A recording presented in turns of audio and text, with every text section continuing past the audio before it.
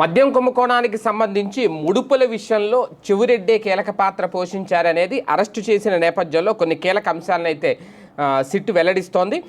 ప్రధానంగా మద్యం కుంభకోణంలో కొల్లగొట్టిన ముడుపుల సొత్తులను భారీ మొత్తాలు ఈ కేసులో ప్రధాన నిందితుడైన రాజ్ కేసిరెడ్డి ద్వారా వైసీపీ నాయకుడు చంద్రగిరి మాజీ ఎమ్మెల్యే చెవిరెడ్డి భాస్కర్ రెడ్డికి అందాయి అనేది ప్రధానంగా సిట్ చెబుతున్నమాట. ఈ సొమ్మునే గత సార్వత్రిక ఎన్నికల్లో ఓటర్లకు పంపిణీ చేశారట. దీనిపై లోతైన దర్యాప్తు కోసం చెవిరెడ్డి భాస్కర్ రెడ్డి వద్ద 10 ఏళ్లుగా గన్మన్గా పనిచేసిన AR head constable S Madan రెడ్డిని సిట్ కార్యాలయానికి విచారణకు పిలిపించి దర్యాప్తుకు చేశారు. కానీ దర్యాప్తుకు సహకరించలేదట.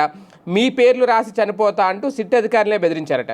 సిట్ అధికారులే తనను వేధించారంటూ తప్పుడు ఆరోపణలతో డీజీపీకి మదన్ రెడ్డి లేఖ రాశారని, హైకోర్టులో పిటిషన్ వేశారని కూడా వివరించారు. బెదిరింపులు లేఖలో వెనక భారీ కుట్ర ఉంది అనేది కూడా దీనిపై సమగ్ర దర్యాప్తు కూడా చేస్తామంటుంది సిట్టు.